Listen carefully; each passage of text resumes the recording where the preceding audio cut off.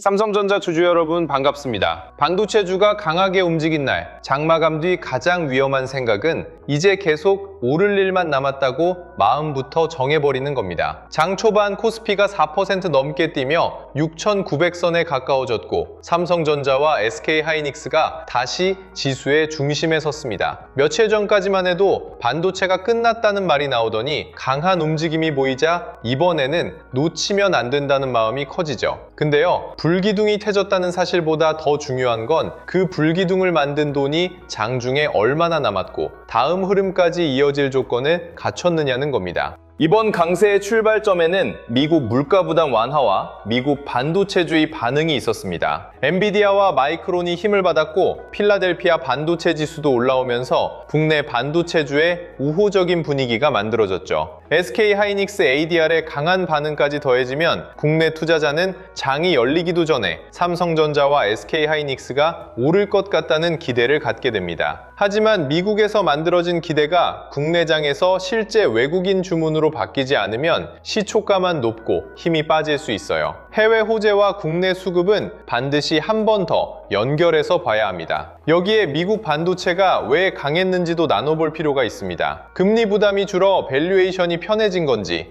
AI 서버 투자와 메모리 수요가 다시 확인된 건지에 따라 지속성이 달라질 수 있거든요. 금리만 내려 생긴 안도 반등이라면 다음 물가 지표에 다시 흔들릴 수 있지만 마이크론과 메모리 기업의 이익전망까지 높아진다면 업황의 힘이 뒤에 붙습니다. 가격이 오른 이유가 여러 개 겹칠수록 하나의 재료가 약해져도 수급이 버틸 가능성이 커지는 거예요. 장 초반 가격은 밤사이 쌓인 기대가 한꺼번에 만나는 자리입니다. 미국 반도체가 강했고 환율 부담까지 줄었다면 매수 주문이 시작부터 몰릴 수 있죠. 문제는 그 다음입니다. 시초가가 높게 형성된 뒤에도 외국인이 삼성전자 현물을 계속 담았는지, 코스피 200 선물에서도 같은 방향을 유지했는지, 기관 프로그램 매수가 힘을 보탰는지를 확인해야 합니다. 가격이 올라가는 동안 외국인과 기관이 함께 사면 수급에 뼈대가 생기지만 개인만 따라붙고 큰 돈이 빠져나가면 화려한 시작과 약한 마감이 동시에 나올 수 있습니다. 특히 삼성전자처럼 시가총액이 큰 종목은 개인 매수만으로 강한 흐름을 오래 만들기 어렵습니다. 짧은 시간에 급등할 수는 있어도 높은 가격을 유지하려면 외국인 현물과 선물, 기관과 프로그램, 반도체 ETF 자금이 함께 움직여야 해요. 그래서 거래 대금도 중요합니다. 평소보다 거래가 크게 늘면서 가격이 버티는지, 장 초반에만 거래가 몰리고 오전 이후 빠르게 줄었는지를 나눠야 합니다. 거래 대금이 살아있다는 건 그 가격에서 사고 파는 큰 돈이 계속 부딪히고 있다는 뜻이고, 그 싸움에서 매수 쪽이 종가까지 남아야 다음 흐름을 기대할 근거가 생깁니다. 급등한 자리에서는 매수 규모뿐 아니라 쏟아지는 차익 실현 물량을 누가 받아냈는지도 봐야 돼요.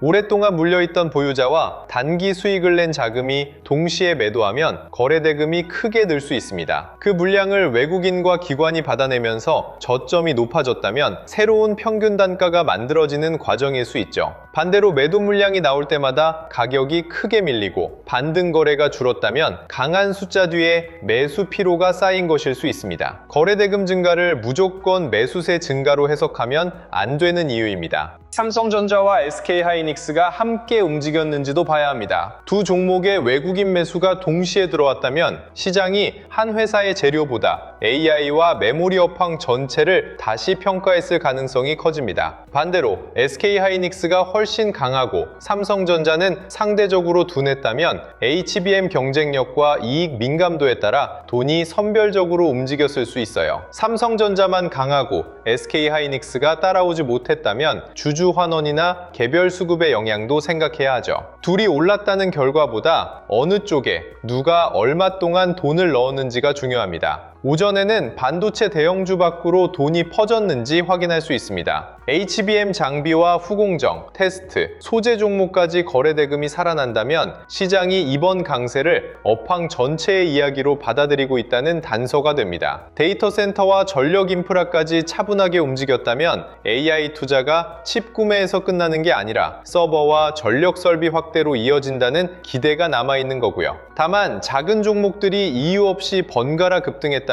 건강한 확산보다 단기 순환매일 수 있습니다. 실적과 수주 근거가 있는 영역으로 돈이 이동했는지 살펴야 합니다. 지수는 강한데 상승 종목 수가 많지 않은 쏠림 장세도 경계해야 합니다. 삼성전자와 SK하이닉스 두 종목의 시가총액이 크다 보니 이들만 강해도 코스피는 화려하게 오를 수 있어요. 그런데 계좌에 담긴 다른 종목은 오르지 않아 체감이 전혀 다를 수 있죠. 반도체 대형주의 강세가 업종 전반과 시장 전체로 퍼지는지 아니면 지수만 끌어올리는지를 구분해야 합니다. 지수 숫자가 높다는 이유로 내 계좌의 모든 종목까지 안전해졌다고 생각하면 포지션을 과하게 늘릴 수 있습니다. 여기서 많이 헷갈리는 게 있습니다. 소부장 종목이 강하다고 무조건 삼성전자에 좋은 건 아니에요. 삼성전자와 SK하이닉스에서 이익을 낸 돈이 대형주를 팔고 장비주로만 이동할 수도 있기 때문입니다. 대형주의 외국인 수급이 유지된 상태에서 주변으로 거래대금이 넓어지면 돈의 확산으로 볼 수 있지만 삼성전자 거래대금이 식고 외국인이 팔기 시작한 뒤 소형주만 튄다면 대장주 숨고르기나 단기자금 이동일 수 있죠. 확산인지 이탈인지 판단하려면 대형주에 돈이 남아있는지부터 봐야 합니다. 환율도 이번 강세가 오래갈 조건 가운데 하나입니다. 원달러 환율이 안정되면 외국인은 환차송 부담을 덜 느끼며 국내 대형주를 담을 수 있습니다. 반대로 장중 환율이 갑자기 오르면 아침에 들어왔던 외국인 선물 매수가 빠르게 돌아설 수 있어요. 삼성전자는 수출 기업이라 원화 약세가 실적 환산에 유리할 수 있지만 외국인 수급에는 환율의 급격한 변화가 부담이 됩니다. 그러니까 환율이 올랐느냐 내렸느냐만 보지 말고 변화 속도와 외국인 현물 및 선물이 동시에 방향을 바꾸는지를 확인해야 합니다. 반도체 수출과 메모리 업황도 주가의 바닥을 받쳐주는 근거입니다. 8월 초순 반도체 수출이 지난해 같은 기간보다 155.4% 늘어난 약 100억 달러를 기록했다는 건 AI와 메모리 수요가 실제 통관 숫자로 잡혔다는 뜻이죠. 그렇다고 수출 호재가 나온 날마다 주가가 계속 오르는 건 아닙니다. 초순의 강한 수출이 중순과 월간으로 이어지는지, D램과 낸드 가격이 유지되는지, 삼성전자 이익 전망이 함께 올라가는지를 확인해야 합니다. 강세가 오래 가려면 수급 뒤에 실적이 붙어야 하거든요. 실적이 붙는다는 건 단순히 매출이 늘어난다는 뜻만은 아닙니다. 메모리 가격과 출하량이 함께 좋아지고 공장 가동률이 올라가며 고정비 부담이 줄어야 영업이익의 속도가 빨라질 수 있어요.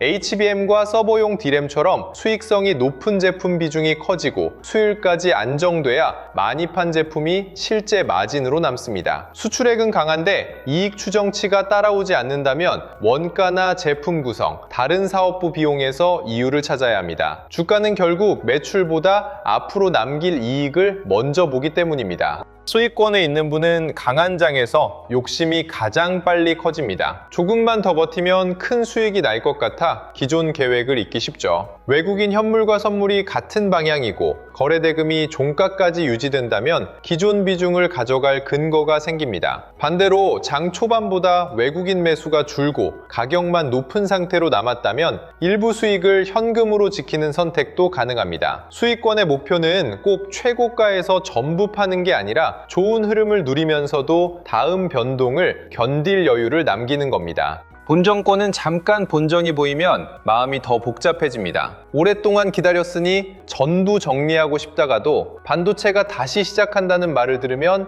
이번에는 더 사야 할 것 같거든요. 그런데 내 매수 가격은 시장의 수급과 아무 관계가 없습니다. 본전이 왔다는 이유로 전량을 던지거나 다시 밀렸다는 이유로 바로 물을 타면 감정이 기준을 대신하게 돼요. 저점이 안정되는지, 외국인 매도가 둔화되는지, 거래 대금이 회복되는지를 보고 일부 비중과 현금을 나눠 대응하는 편이 낫습니다. 소실권은 하루 강세를 계좌 복구의 확정 신호로 받아들이지 마세요. 좋은 미국 반도체 흐름과 수출 호재가 있어도 높은 기대가 이미 가격에 반영됐다면 차익 실현이 나올 수 있습니다. 물타기는 하락했다는 사실이 아니라 위험이 줄었다는 신호가 붙을 때만 검토해야 해요. 저점 안정, 외국인 매도 둔화나 매수 전환, 섹터 거래대금 회복이 함께 나타나야 합니다. 이 조건 없이 평균 단가만 낮추면 보유 수량은 늘지만 계좌가 감당해야 할 변동도 함께 커집니다. 레버리지 계좌는 반도체 불기둥이 켜진 날 더 조심해야 합니다. 손실을 한 번에 복구할 기회처럼 보이면서 다시 레버리지를 늘리고 싶어지거든요. 하지만 강한 장 뒤에는 차익 실현과 환율 변화로 변동성이 커질 수 있습니다. 이 계좌에서는 상승을 최대한 먹는 것보다 추가 손실을 막고 현금을 회복하는 게 먼저예요. 반등이 나올 때 비중을 줄일 자리와 담보 여력을 확인하고 예상과 다른 움직임이 나와도 강제 청산을 피할 수 있는 상태를 만들어야 합니다. 좋은 업황과 위험한 계좌 구조는 동시에 존재할 수 있습니다. 문제는 개인 투자자가 장마감 뒤 가격만 보고 이번 강세가 진짜였는지 판단하기 어렵다는 겁니다. 삼성전자가 올랐다는 사실은 바로 보이지만 외국인 현물과 선물이 같은 방향이었는지, 기관 프로그램이 얼마나 힘을 보탰는지, 거래대금이 장 초반 이후에도 유지됐는지는 따로 찾아야 하잖아요. 여기에 SK하이닉스와 소부장, 환율과 미국 반도체까지 연결하면 정보는 더 복잡해집니다. 결국 불기둥은 봤는데 누가 만들었고 얼마나 남았는지는 모른 채 다음 장을 맞게 되는 경우가 많습니다. 그래서 이번 삼성전자 실시간 대응 알림센터는 반도체주가 올랐다는 소식을 전달하는 공간으로 잡지 않았습니다. 이미 움직인 가격을 알려주는 데서 끝나면 추격 심리만 커질 수 있어요. 센터에서 확인할 건 강세를 만든 돈의 주체와 지속 시간입니다. 장 시작 전 미국 반도체와 환율에서 기대가 만들어지고 첫 30분에 외국인 현물 및 선물로 국내 주문이 들어오며 오전에는 SK하이닉스와 소부장으로 거래 대금이 퍼지고 종가에는 그 돈이 남는 과정을 하나로 연결하는 겁니다. 센터에서 더 필요한 건 신호가 바뀌는 순간입니다. 아침에는 외국인 현물과 선물이 함께 들어왔는데 오후에 환율이 오르며 선물이 먼저 매도로 돌아설 수 있고 장 초반에는 삼성전자만 강했지만 오전 후반부터 SK하이닉스와 장비 및 후공정으로 돈이 넓어질 수도 있어요. 가격 알림만 보면 같은 상승으로 보이지만 수급의 성격은 계속 달라집니다. 어느 신호가 새로 붙었고 무엇이 사라졌는지를 연결해야 처음 세운 판단을 고집하지 않고 행동의 속도를 바꿀 수 있습니다. 장 마감 뒤에는 같은 상승도 세 가지 장면으로 나눠볼 수 있습니다. 외국인 현물과 선물, 기관 프로그램이 함께 들어오고 거래대금이 종가까지 유지된 장면이 있고요. 시초가만 높았지만 오후로 갈수록 외국인 매수가 줄고 개인 거래만 남은 장면도 있습니다. 삼성전자와 SK하이닉스보다 장비 및 후공정으로 돈이 빠르게 옮겨간 장면도 있죠. 겉으로는 모두 반도체 강세처럼 보이지만 다음 거래에서 보유자가 취할 행동은 같을 수 없습니다. 센터에서는 어느 장면에 가까웠는지를 먼저 구분합니다. 외국인 현물과 선물의 조합은 특히 자세히 봅니다. 현물에서는 삼성전자를 사는데 선물에서는 지수 하락에 대비해 매도할 수도 있고 선물로 먼저 방향을 만든 뒤 현물 매수를 붙일 수도 있어요. 현물 매수 하나만 보고 외국인이 완전히 돌아왔다고 단정하기 어려운 이유입니다. 두 시장이 같은 방향으로 종가까지 쌓였다면 신뢰를 높일 수 있지만 오후에 선물이 먼저 돌아섰다면 다음 장의 변동성 가능성을 열어둬야 합니다. 센터는 매수 금액만 보여주는 게 아니라 현물과 선물 사이의 엇갈림을 행동 기준으로 바꾸는 겁니다. 거래대금도 단순히 많았다는 말로 끝내지 않습니다. 첫 30분에 전체 거래의 상당 부분이 몰린 뒤 빠르게 식었는지 오전과 오후에도 새로운 매수 주문이 이어졌는지를 확인해요. 장 초반 거래대금 폭증은 밤사이 기대와 단기 추격이 한꺼번에 섞인 결과일 수 있습니다. 반면 높은 가격에서도 거래가 이어지고 매도 물량을 받아내며 종가가 버텼다면 큰 돈이 자리를 만들고 있을 가능성을 생각할 수 있죠. 같은 거래대금이라도 언제 발생했고 가격이 어떻게 반응했는지가 중요합니다. 이 둘을 붙여보면 대응이 더 분명해집니다. 외국인 현물과 선물이 같은 방향이고 거래대금이 오전 이후에도 유지된다면 보유자는 첫 흔들림에 성급하게 물량을 던질 이유가 줄어듭니다. 반대로 현물 매수가 약해지고 선물 매도가 커지는 동안 거래대금까지 식는다면 수익권은 일부를 지키고 현금 대기자는 추격을 늦출 수 있어요. 신호 하나로 매수와 매도를 결정하는 게 아니라 수급의 방향과 거래의 지속성이 동시에 맞는지를 확인하는 겁니다. SK하이닉스와의 비교는 삼성전자에 들어온 돈의 성격을 확인하는 데 씁니다. 두 종목이 외국인 매수와 거래대금을 함께 유지했다면 메모리 업황 전체를 사는 흐름에 가깝습니다. SK하이닉스만 강하고 삼성전자 수급이 약했다면 HBM 중심의 선별 매수일 수 있고 삼성전자만 강했다면 개별 실적이나 주주 환원 기대가 작용했는지 살펴야 해요. 어느 종목이 더 많이 올랐는지를 겨루는 게 아니라 글로벌 자금이 한국 반도체 안에서 어디에 우선순위를 두는지를 확인하는 겁니다. 오전에는 장비와 후공정으로 거래대금이 확산되는지도 연결합니다. 대형주 수급이 유지된 채 HBM 장비와 패키징, 소재까지 돈이 번지면 업황 재평가의 범위가 넓어지는 장면일 수 있어요. 반대로 삼성전자 외국인 매수가 줄어드는 동안 소형 장비주만 급등하면 대형주에서 빠진 단기 자금의 이동일 수 있습니다. 센터에서는 소부장 종목을 무조건 따라가기 위해 보는 게 아니라 삼성전자에서 시작된 돈이 시장 안에서 커지는지 아니면 다른 곳으로 이탈하는지를 판단하기 위해 보는 겁니다. 환율과 미국 반도체는 장이 끝난 뒤에도 계속 확인합니다. 국내 종가는 단단했어도 밤사이 미국 금리가 오르고 달러가 강해지며 마이크론과 반도체 지수가 흔들리면 다음 거래의 외국인 주문은 달라질 수 있어요. 반대로 국내 장 중 차익 실현이 나왔더라도 미국 메모리 종목에 돈이 남고 원달러 환율이 안정되면 다시 관심을 높일 근거가 생길 수 있습니다. 센터는 국내 종가에서 판단을 끝내지 않고 종가 이후 바깥 조건이 기존 수급을 강화하는지 약하게 만드는지를 이어서 보는 겁니다. 다음 장 시작 전에는 전날 강세를 그대로 믿지 않습니다. 미국 필라델피아 반도체 지수와 마이크론의 종가, 원달러 환율, 코스피 200 선물 분위기를 다시 연결해 전날 들어온 돈이 이어질 환경인지 확인합니다. 해외 신호가 우호적이어도 시초가의 기대가 너무 많이 반영되면 추격 위험이 커질 수 있고 해외가 조용해도 외국인 사전 주문과 환율이 안정적이면 국내 수급은 다르게 움직일 수 있어요. 전날의 상승률보다 새로 들어올 돈이 감당할 가격인지를 보는 겁니다. 첫 30분에는 시초가보다 돈의 주체를 확인합니다. 삼성전자가 다시 강하게 출발해도 외국인 현물과 선물이 동시에 빠진다면 추격을 늦출 수 있어야 해요. 반대로 가격이 잠시 밀려도 외국인 매도가 둔화되고 프로그램 매수와 거래 대금이 붙는다면 첫 가격만 보고 겁낼 필요는 없습니다. 센터에서는 첫 5분의 색깔로 결론을 내리지 않고 30분 동안 누가 물량을 받아냈는지, 고점과 저점이 안정되는지, 대형주 수급이 같은 방향으로 모이는지를 확인합니다. 종가에서는 장중 판단을 다시 닫습니다. 오전에 외국인이 들어왔다가 오후에 환율이 오르면서 현물과 선물을 모두 줄였는지, 장 초반에는 조용했지만 오후 프로그램 매수로 종가가 단단해졌는지를 확인해요. 삼성전자와 SK하이닉스 거래대금, 소부장 확산, 외국인 현물 및 선물이 마감까지 유지돼야 하루짜리 불기둥과 이어질 수 있는 강세를 구분할 수 있습니다. 센터의 가치는 장중 알림을 많이 보내는 게 아니라 하루 동안 바뀐 판단을 종가에서 다시 검증하게 해주는 데 있습니다. 계좌별로도 같은 강세에 다른 기준을 붙입니다. 수익권은 종가 수급이 유지되면 흐름을 누리되 외국인 매수가 줄면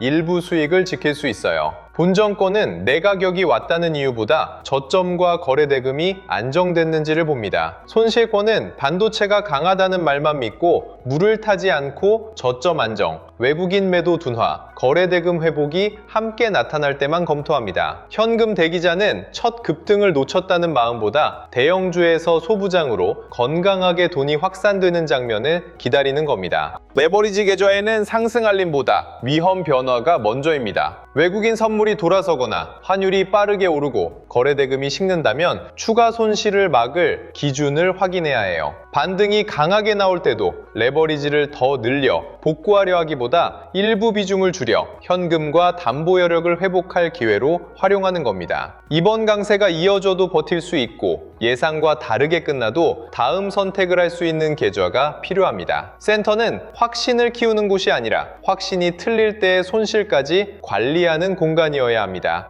반도체주의 강한 움직임이 하루짜리 반응인지 삼성전자 외국인 수급의 새로운 출발인지 혼자 확인하기 어려웠던 분들을 위해 영상 아래 더보기란에 삼성전자 실시간 대응 알림센터 공식 신청 페이지를 열어두었습니다. 들어오신 뒤에는 가격 상승 알림만 기다리지 마세요. 장 시작 전에는 미국 반도체와 환율을 보고 첫 30분에는 외국인 현물 및 선물과 거래 대금을 확인하고 오전에는 SK하이닉스와 장비 및 후공정으로 돈이 확산되는지를 보시면 됩니다. 종가에는 들어온 돈이 끝까지 남았는지 확인하면서 강세의 지속성과 추격 위험을 판단하는 데 활용하는 겁니다. 반도체주에 다시 불기둥이 켜졌다는 건 삼성전자 주주에게 반가운 장면입니다. 미국 반도체와 수출, 메모리 업황이라는 근거가 있고 외국인과 기관이 국내 대형주를 다시 보기 시작했다는 신호도 확인할 수 있으니까요. 하지만 상승률이 컸다는 사실만으로 추세가 완성되는 건 아닙니다. 외국인 현물과 선물, 거래대금과 종가, SK하이닉스와 소부장 확산이 여러 거래일에 걸쳐 같은 방향으로 쌓여야 이번 움직임을 업황 재평가라고 부를 수 있습니다. 상승장인 날에는 놓칠까 두려워 한 번에 몰아서 따라가지 마세요. 하락장인 날에는 좋은 업황을 믿는다는 이유로